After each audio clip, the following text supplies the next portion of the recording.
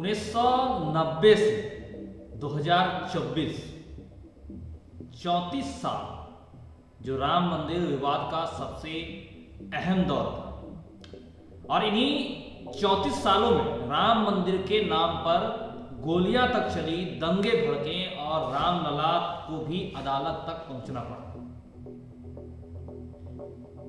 नमस्कार, मैं उमेश कुमार और राम जन्मभूमि के इतिहास में अब तक हमने आपको बताया कि पहली बार कहां जिक्र हुआ और मंदिर का कैसे राजनीतिक रंग किया गया, कैसे राजनीतिकरण हुआ, कैसे 1986 में गर्भगृह का ताला खुला और राजनीति उत्तर प्रदेश से निकलकर कैसे पूरे देश को प्रभावित करने लगी।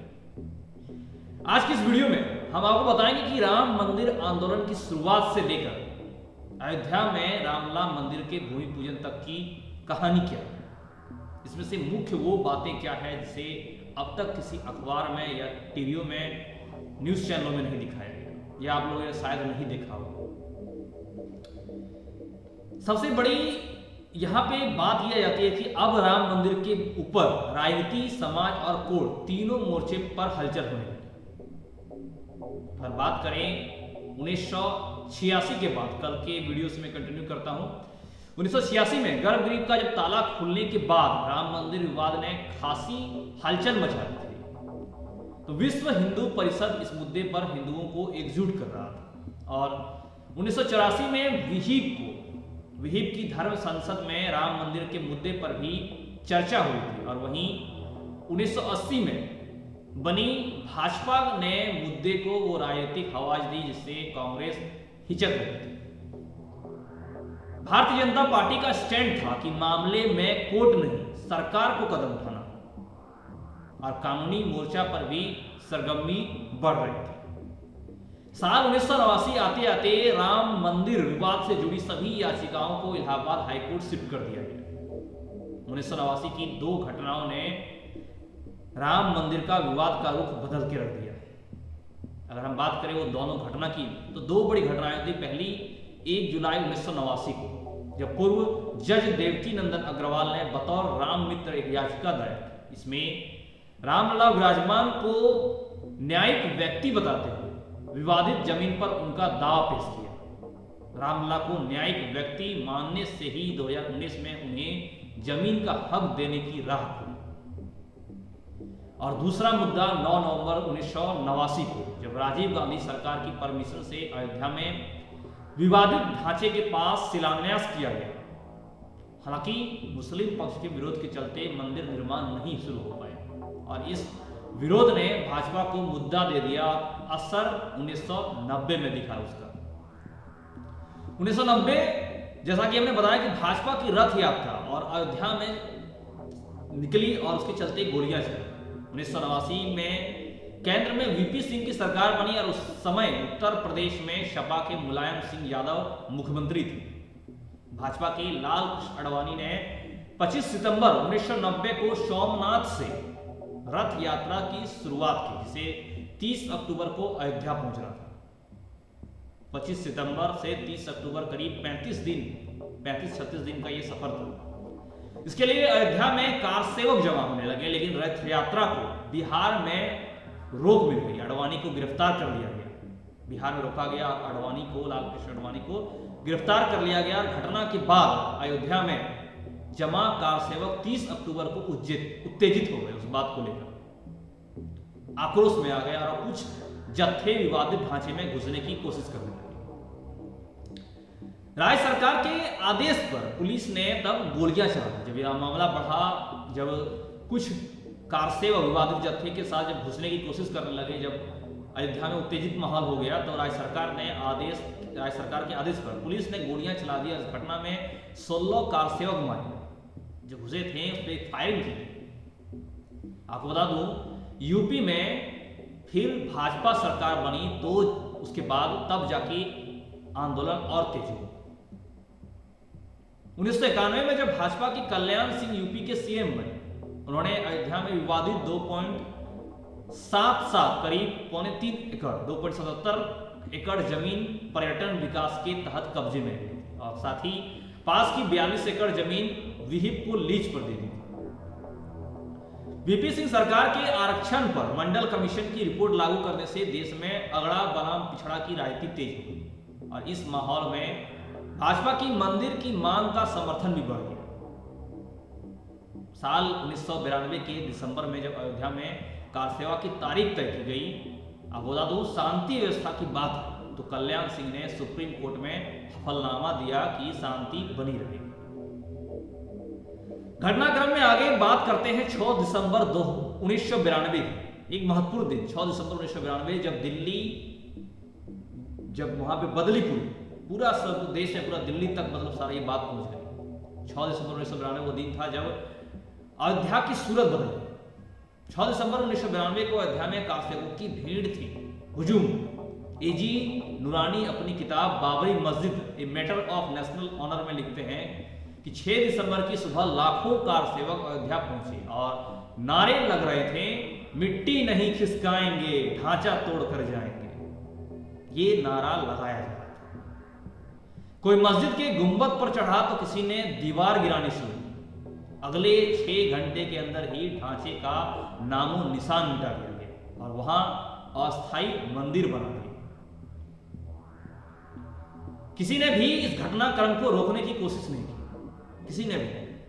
ढांचा टूटा, उसके बाद जांच हुई, कई केस हुए, कई आंदोलन हुए और मामला ये हुआ कि उस मंदिर से, टेम्पोररी जो मंदिर से, धीरे धीरे टेंट में आ गए रामलला को टेंट में रखा गया।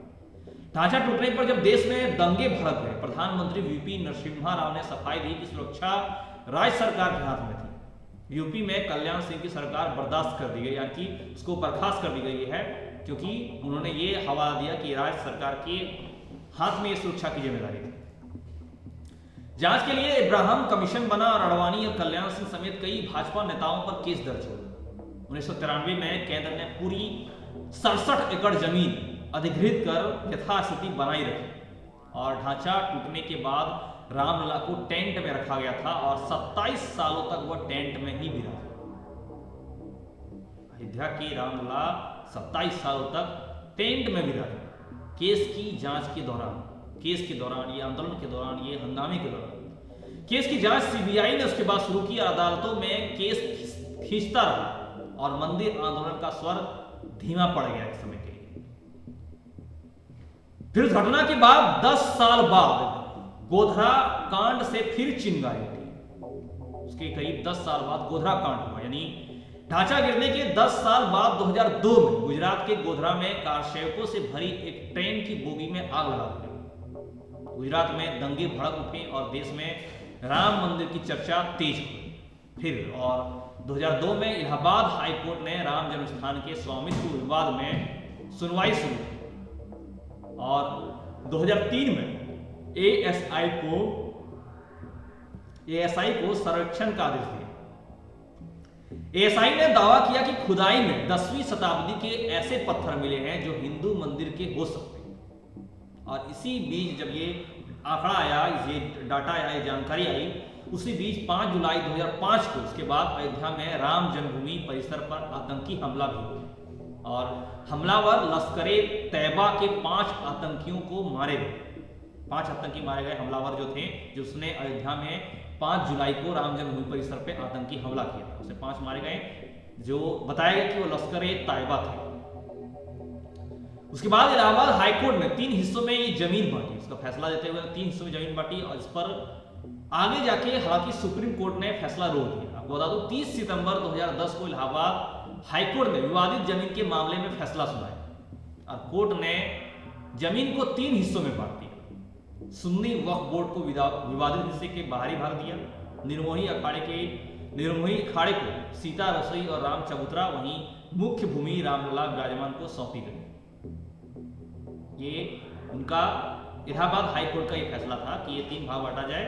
सुन्नी वक्फ बोर्ड को विवादित हिस्से का बाहरी भाग, निर्मोही अखाड़े को सीता रसोई और राम चबूतरा, और वहीं रामलला जहां टेंट में जो थे उनके लिए विराजमान को सम्मुख्य जो भूमि थी उसको सौंपी गई। हालांकि 6 महीने बाद ही ये जब सुप्रीम कोर्ट पहुंचा तो सुप्रीम कोर्ट ने इस फैसले पर रोक लगा दी और राम मंदिर से जुड़े मामलों में खुद सुनवाई करने का फैसला किया।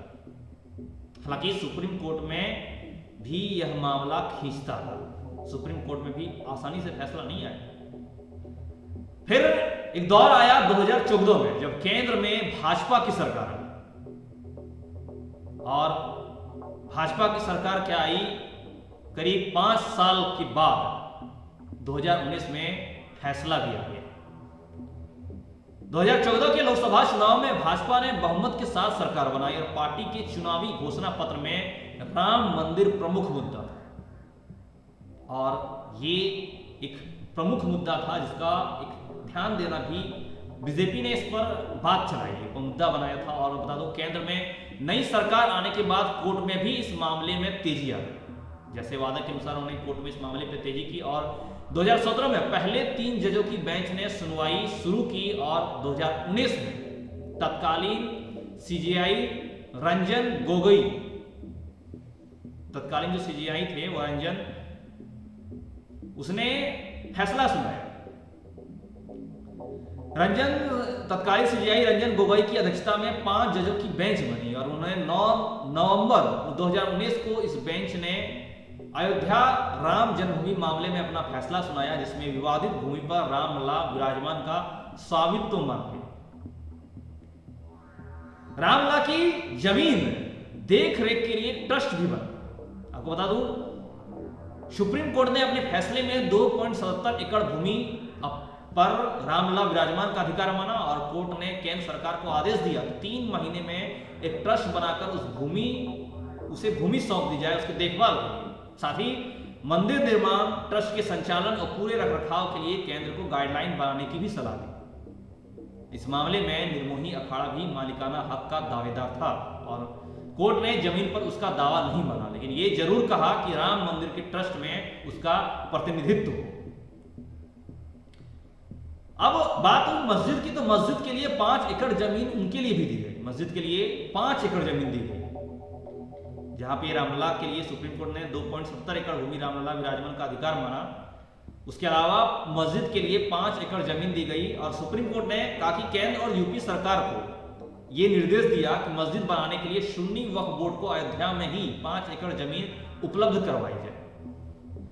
उसके बाद अयोध्या जिले के घन्नीपुर इलाके में सुन्नी वक्फ बोर्ड को यह 5 एकड़ जमीन सौंपी गई है। यहाँ मस्जिद निर्माण और रखरखाव के लिए सुन्नी वक्फ बोर्ड ने मई 2020 में झंडो इस्लामिक कल्चरल फाउंडेशन ट्रस्ट बनाया। यहाँ मस्जिद के साथ साथ 300 बेड का हॉस्पिटल, कम्युनिटी किचन और इंडो इस्लामिक रिसर्च सेंटर बनाने की तैयारी है, और फरवरी 2024 में ही मस्जिद निर्माण की प्रक्रिया आगे बढ़ी।